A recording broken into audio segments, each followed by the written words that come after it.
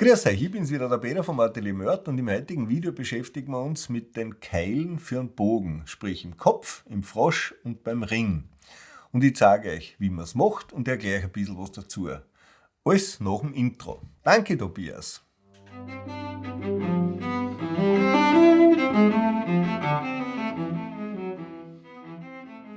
Der Keil im Kopf. Da ist ja drinnen, wenn ich heute den Kopf verkehrt da habe, ja, dann habe ich da oben die Kopfplatten und da drinnen ist das Kästchen. Das geht so einer, dann ist es da so schräg.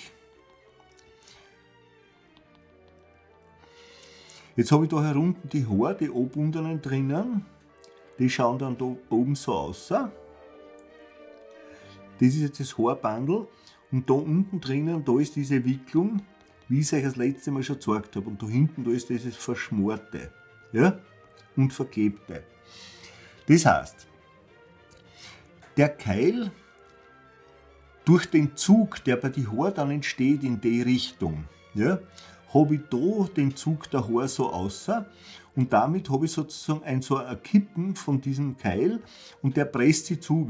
Das heißt, er wird niedergehalten in der Richtung, wird da verspannt und drückt da zu in die Richtung, zu die Haare. Ja? Dadurch hält das Ganze. Ja? Wenn man es von der Seite oben ausschaut, die Kopfplatten, dann schaut sie in etwa so aus. Und da habe ich das Kästchen so drinnen. Ja, das ist konisch. Das heißt, den Keil, den passen wir jetzt so ein, dass der in Wirklichkeit da vorne einen Schlitz hat, wo die Haare rauskommen und da überall sauber anliegt. Ja. Von der Höhe her ist er so, dass er dann unten ein ganz kleines bisschen noch sozusagen hohl gestochen wird, damit sich das Glas ausgeht. Und da hinten hat er so ein Eckerl, damit man überhaupt reinbringt. Weil es ist klar, dadurch, dass das Kästchen unten größer ist wie da herum, ja, braucht er da ein Eckerl weg, damit man überhaupt reinbringt. Ja? Jetzt sage ich euch einmal, wie man einen Keil für den Kopf in der Praxis macht. Schaut her. Da habe ich also eine kleine Vorrichtung, wo man im Prinzip den Kopf einmal festhält, weil man sie leichter tut. Ja? Dann. Ich nehme also für den Keil im Kopf ein Ahornholz, das sind so Abschnitte. Das sind Abschnitte, die ich von den Cello-Stegen oder wo habe. Ja? Und da gehe ich her und spalte sozusagen jetzt einmal was runter. Ja? Schaut ganz gut aus so. Immer dann, wenn ich eine Spaltrichtung habe, tue ich mir natürlich relativ leicht. Dann schaue ich mir an, wie breit brauche ich das circa. Dann gehe ich her und spalte das da oben. Jetzt habe ich was oben und unten schon parallel ist. Ja? Dann schneide ich mal die vordere Linie an. Das ist genau das, was ich benötige. Das ist diese Schrägen. Ja? Das ist in Wirklichkeit genau das, was da innen drinnen diese Schrägen ist. Das ist das erste, was ich ausschneide, und ihr werdet also gleich verstehen, warum. Weil jetzt gehe ich her und schneide sozusagen den Keil so schräg und so schräg nach unten. Beidseitig.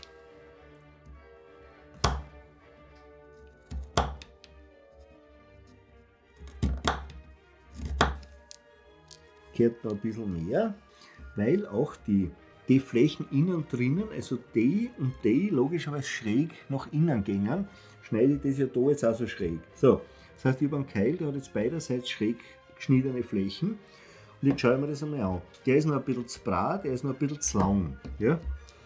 Würde ich erst jetzt diese Schräge schneiden, dann würde ich genau das Spitzel da und das Spitzel würde wegbrechen. Ja? Das passiert mir so natürlich nicht.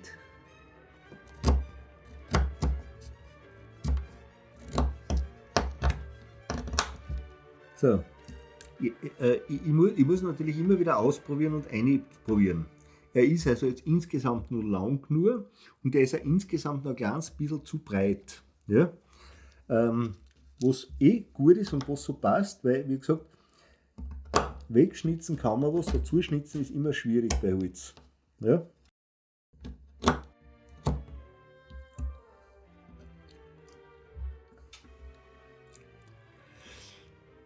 Jetzt sieht man auch, dass da vorne schon ein kleiner Schlitz entsteht, ja, wo nachher die Haare rauskommen.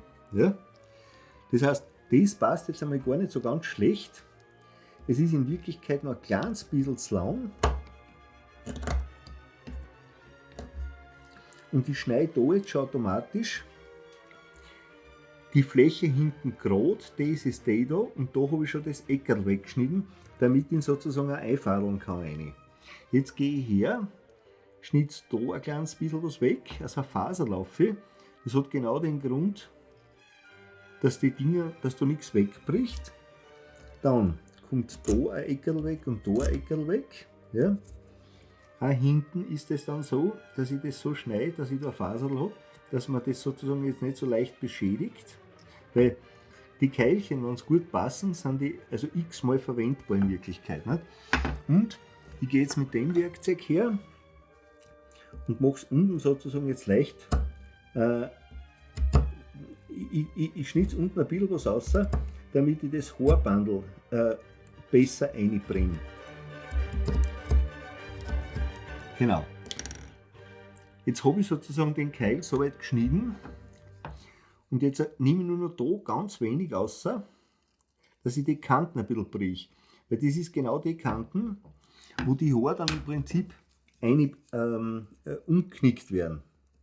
Und dass das keine ganz scharfe Kanten ist. So, wenn ich den Keil jetzt so anschaue, dann schaut der mal so nicht ganz zwider aus.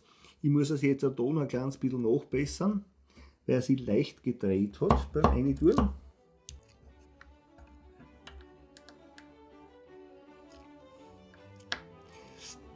Und der steht jetzt auch noch ganz leicht drüber. Das wird nachher beim Behaaren wird das gerichtet. Ich muss jetzt noch hergehen und da ein kleines bisschen wegnehmen. Das Faserl noch ein bisschen nachschneiden. So, das schaut jetzt schon ganz gut aus. Ja. Jetzt schaue ich mir die Breite noch ein bisschen genauer an von dem Keilchen, weil die Kraft, die dann letztendlich aufkommt auf den Keil, die geht in Wirklichkeit, das soll nicht seitlich wirkende Kraft, das muss nur breit genug sein, damit die Haare nicht neben oben rutschen, sondern die Kraft, die entsteht zwischen den zwei Flächen da. Ja? Wie ich es auch aufgezeichnet habe. Und wenn man da aufpasst hat richtig, dann hat das auch hin. Ja, ich habe aufgepasst, ich weiß ja, dass ich angeprüft werde. Ja, kann alles vorkommen.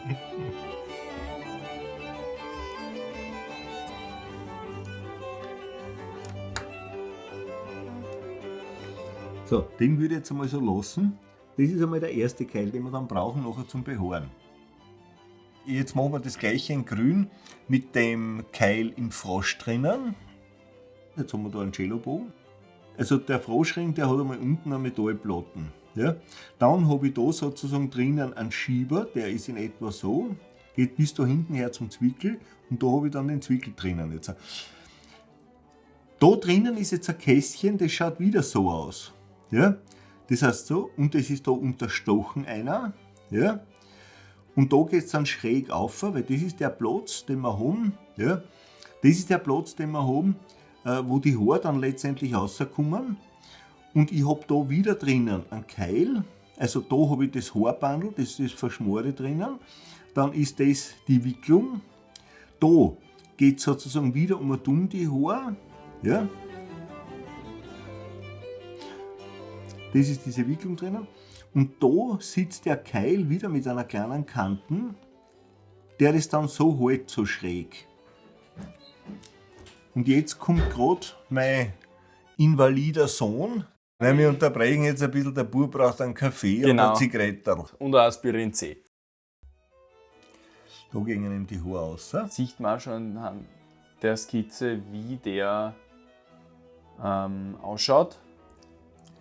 Der Keil oder nur wo er dann sein müsste oder sein wird? Nein, das ist also das sind die Haare da hinten, die oben. Ja, das ist mal. Ja. So. Und der Keil selber schaut dann eben so aus, ja, dass er hinten wieder so ein Eckel hat, dann schaut er so, dann geht er da Vierer, das ist parallel, da ist er so leicht hohl, damit die Haare leichter Platz haben. Und da muss er die Schrägen haben, damit er da wieder durch den Zug sie selber festmacht. Ja? Das ist im Prinzip, so schaut der Keil aus. Jetzt machen wir den Keil, der im Frosch drinnen ist und wieder die Haare im Kästchen drinnen fixiert. Kommt's her. Da gibt es jetzt wieder so eine Vorrichtung, wo man den bereits zerlegten Frosch reintut, ja, dass man sie leichter tut. Ja. Ich gehe wieder her und spalte da was over. Und da ist noch ein kleiner Tipp jetzt zu dem Messerl. Das, was ich da mache, ist, dass ich reinschneide und dann so im Prinzip quer. Das heißt, ich verdrehe dann die Klingen, um das runterzuspalten. Das sollte man mit japanischen Werkzeugen nicht machen, weil da bricht die Schneide aus. Da verwende ich so einen KW 80 oder einen KW 100, also einen Kaltarbeitsstahl, sogenannte HSS-Stähle. Ja. Das ist für spezielle Zwecke ist ein anderes Messer sozusagen einfach gefragter. Ja. So, dann habe ich da wieder das gleiche Thema. Ich schneide mir zuerst die Schrägen an, die da hinten drinnen ist, ja, also da hinten drinnen geht sozusagen, wie ich es aufzeichnet habe, schräg nach unten. Dann schneide ich da jetzt sehr wenig schräg. Ja. Ich muss natürlich auch da schauen, dass ich letztendlich da, ja.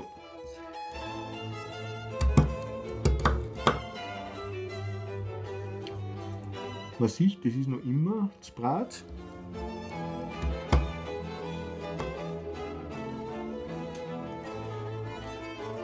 So. Man nähert sich da an. Sollte also ein Keil einmal dann irgendwie zu klar werden, braucht es nicht weghauen, den braucht es beim nächsten oder übernächsten Bogen, weil es sind natürlich die Kästchen alle ein bisschen unterschiedlich, sowohl im Kopf als auch im Frosch drinnen. Ja, und kann passieren, dass einmal jetzt klar wird, ja, gewisse Routine gehört dazu, aber falls es wirklich zu klar ist, nicht weghauen, dann könnt ihr das nächste Mal brauchen. Ja.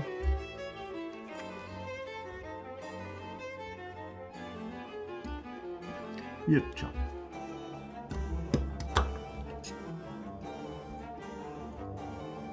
Okay. Jetzt mache ich es auch da wieder so, dass ich im Prinzip so ein kleines Faserl aufschneide, allerdings ein sehr schlankes. Ja? Mit dem kann man sozusagen ganz gut einpassen.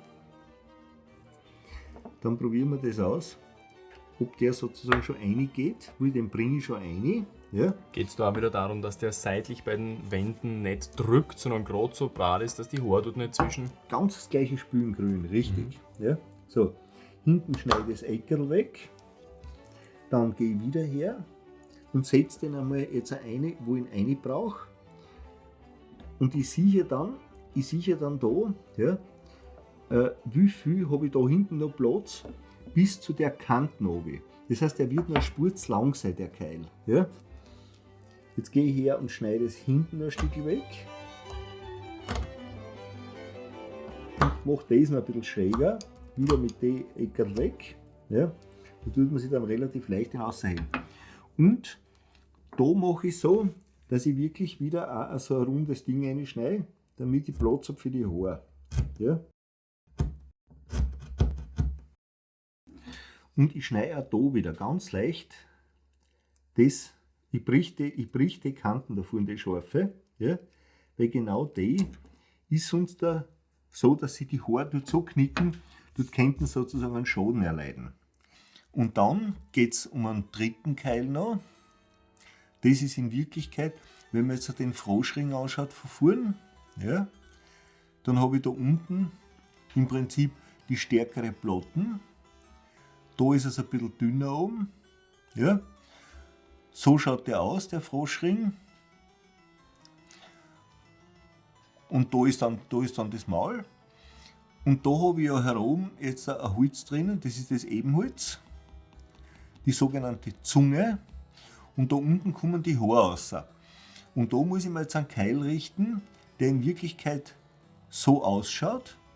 Und der schaut aufzeichnet ganz einfach gesagt so aus, ja, dass das so zusammengeht, so schräg vierer, ja, damit ich, wenn ich den eindrucke, ja, also von der Seite gesehen schaut der Keil so aus, der hat dort hinten ein Schneid, das ist genau der Bereich da, ja, und vorn hat er dann genau diese Breite, wie sie da herinnen ist. Und da unten ist eben dann Platz für die Haare, die kommen da raus. Und dieser Keil muss in Wirklichkeit aus einem Material sein, ich verwende dafür ein Lindenholz, es geht aber eigentlich jedes Holz, das so weich ist, dass man mit dem Fingernagel ganz leicht eindrucken kann, weil sie in den Keil auf der Unterseite, sprich auf dieser Seite, da drucken sie dann die Haare so ein, damit sie nicht zusammenrutschen, damit die ganze Haarbandbreite wirklich erhalten bleibt. Dafür ist der Keil zuständig. Und jetzt sage ich euch, wie man den Keil für den Froschring macht. Kommst her? Ja, lockst du mich noch einmal? Ja, man muss die jungen Leute ja immer motivieren, weißt du? Danke, Gell, so bin ich. dass ich noch zu den Jungen zähle. Naja. Man tut den Schieber rein und man gibt den Froschring auf. Okay? So wie ich es zuerst aufgezeichnet habe, schaut das jetzt einmal so aus. Das heißt, ich habe da hier oben die Zungen, ja, dann habe ich da den Froschring um und dann gehe ich her, nimm jetzt also für den Keil beim Froschring nehme ich ein Lindenholz, weil das eben so weich ist, dass man das gut reindrucken kann. Da brauche ich jetzt auf der einen Seite einmal eine glatte Fläche. Das ist die Fläche, die nachher unten die Kontaktflächen für die Haare ist. Ja? Dann gehe ich her und schneide das einmal so schräg.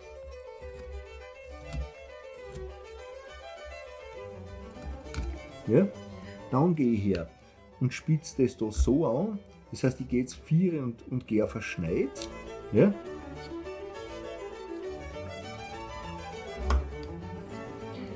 Und jetzt tue ich den einmal das erste Mal rein.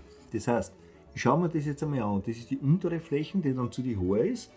Und jetzt gehe ich her und drücke da einmal so ein bisschen rein. Und dadurch kriege ich jetzt eine ganz brauchbare Markierung da seitlich. Ja? Das heißt, der Keil ist jetzt einmal um so und so viel noch zu breit, ja? Und ist auch noch nicht weit genug drinnen. Ja?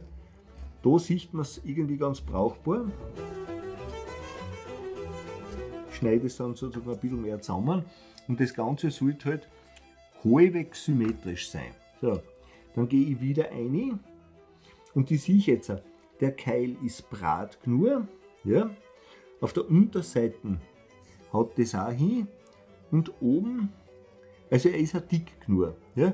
Das heißt, ich tue ihn jetzt nicht mehr ganz fest rein, ja?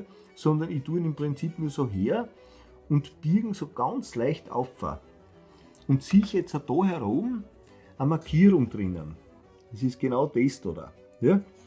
Und jetzt gehe ich her und trenne den Keil an, ein bisschen vor der Markierung. Das ist der Keil, der genauso ausschaut, den ich dann brauche für das Ding. Das, was ich da jetzt automatisch gemacht habe, ist, dass ich den ein bisschen schräg ausschneide. Und zwar da herüben ist die Distanz ein kleines bisschen weniger wie da herüben. Warum ist das beim Cellobogen so? Beim Cellobogen, da spüre ich ja, also da sind die Haare, die da unten rauskommen, da sollten ein paar mehr Haare sein als da herüben. Weil dadurch habe ich auch automatisch einen richtigen Zug auf der Stange, auf die richtige Seite und die Verteilung der Haare. Aber das zeige ich euch noch im nächsten Video, dann, wenn es ums Behaaren geht, ist auch gefragt. Das heißt, Und das ist aber nur beim Cellobogen so, nicht bei Geige und Bratsche. Ne, beim Cello, beim Kontrabassbogen ist es genau so und beim Geigen- und Bratschenbogen ist es genau umgekehrt. Da schaut es ein bisschen anders aus. Ja? So. Und das ist dann genau der Keil, der da im reinkommt. Jetzt fällt er rein, weil die Haare noch nicht drinnen sind. Mit den Haaren ist es aber so, dass man dann reindrucken kann. Jetzt geht er sozusagen ein Stückchen zu weit rein. Ja?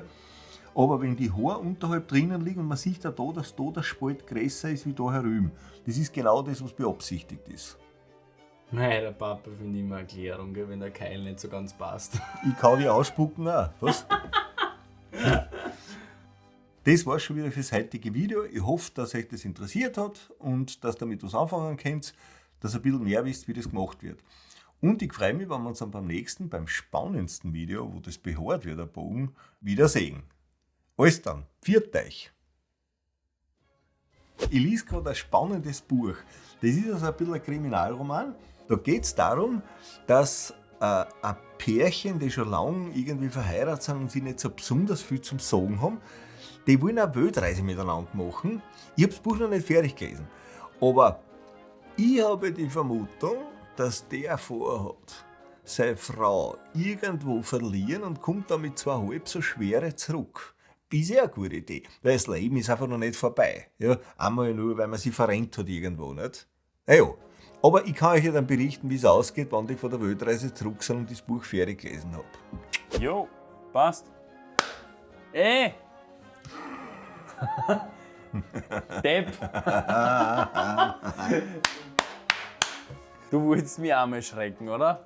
Nein, du darfst eins nicht vergessen. Nein, ich vergesse es nicht. Da ist ein Ich revanchiere Mikrofon. mich für alles. Da ist das zweite Mikrofon Ja. und das gehört synchronisiert. Ja, ist klar. Wenn du jetzt von dir aus klatscht. Ja, dann kommt ja das da schneller an wie dort, oder? Genau richtig. Ja. Ich weiß ja nicht, wo du in der Schule überall gefällt hast, aber offensichtlich tun sich da Abgründe auf. Heißt das in der Übersetzung, dass wenn ich jetzt schnell nur Nasenbohr, dass das die Kamera gar nicht mitkriegt? Wenn du nochmal übersetzen sagst, dann empfinde ich Untertitel und krieg schon Allergie. Aber ja, das Mikrofon hört, wenn du Nasen bohrst. Also, Ja, dann mache ich es so, dass ich mir dann einfach das iPad vors Gesicht halte. das kann jetzt ja aus. Na Dann gut. hört das Mikrofon nämlich nichts mehr.